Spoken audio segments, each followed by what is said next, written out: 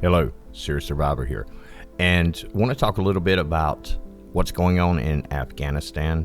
The press conference from the White House yesterday stated that Afghanistan was still under control and that the administration has full confidence that the Afghanistan government will be able to hold off the Taliban as it is making a surge within the country.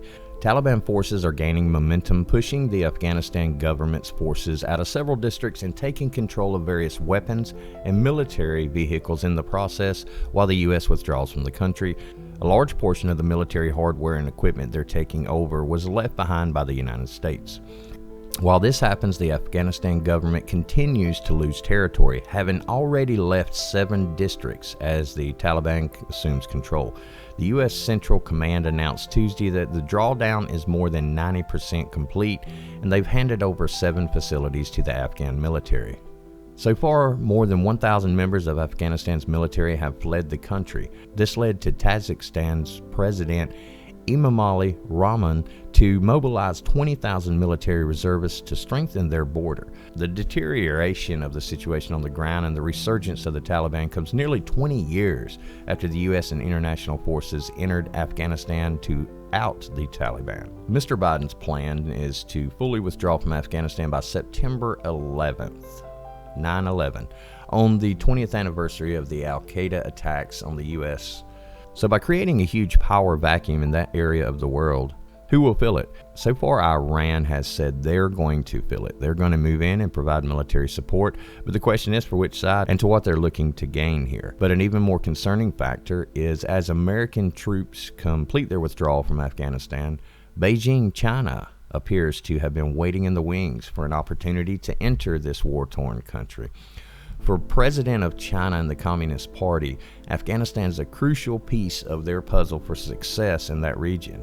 It offers a portal of access through which the Chinese military could access the Arabian Sea through Iran or Pakistan, both of which are strong allies with China. The war-torn country could also provide access to Iran in the Middle East and a route to the Indian Ocean and on to Africa.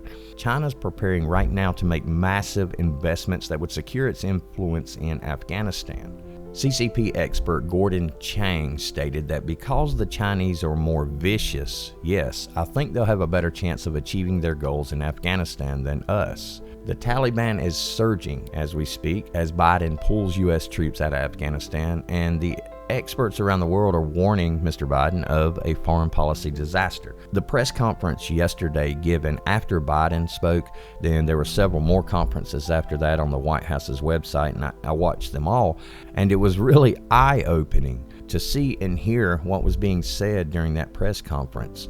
They were talking about how Afghanistan is safe. Afghanistan is under complete control, that the Afghan government is going to take back control of that nation and they're going to hold it basically forever.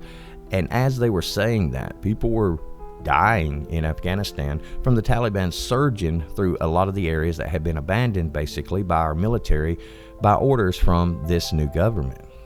As we said, one of China's key interests in Afghanistan is not the country itself, but access to other countries in the region and access to other waterways in the region. Chinese leaders have reportedly already been negotiating a deal with Kabul authorities to invest in Afghanistan's infrastructure through China's International Belt and Road Initiative Plan. The $1 trillion program has funded multiple projects, generally focused on hard infrastructure like airports, roads, and seaports throughout Asia, Africa, and the Middle East. And we've seen evidence of this with all the cities and the islands in the South China Sea and the other structures that are being put up all over the world by the Chinese government. And this program has been used by the Chinese Communist Party to grow its influence by providing infrastructure loans to poor countries in return for control over their local resources. Tapping into Afghanistan's vast natural resources has been a long-standing goal of China. Afghanistan sits on the estimated $1 trillion to $3 trillion in mineral wealth, including rare gems, copper, iron, gold, uranium, and lithium. And we know lithium is essential in batteries for alternative energy sources. And with China's surge on the technological market, then this falls right into place. So as of right now, we have Iran saying they're going to step in Afghanistan, and we have China saying they're going to step in Afghanistan. And this is two countries that are aligned with one another on opposite sides that would basically be able to step in and take total control of this country. And with U.S. forces gone, there's no one there to oppose them. The Afghan forces, I wish them the best of luck, but they have proven unsuccessful basically in every aspect of defending their nation. And they were not going to be able to defend their nation against the Taliban and the Chinese and the Iranians. This is a very concerning situation, and this is something that can lead to a much, much larger war than we're expecting. Because if they do invade these nations and take total control, the real question is, what will the international community do? And another question is, what will this administration do? I would suspect nothing.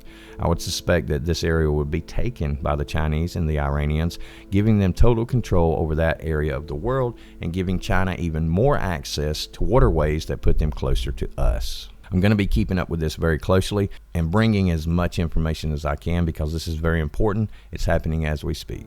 Thanks a lot for watching. God bless. And for now, Serious Survivor, out.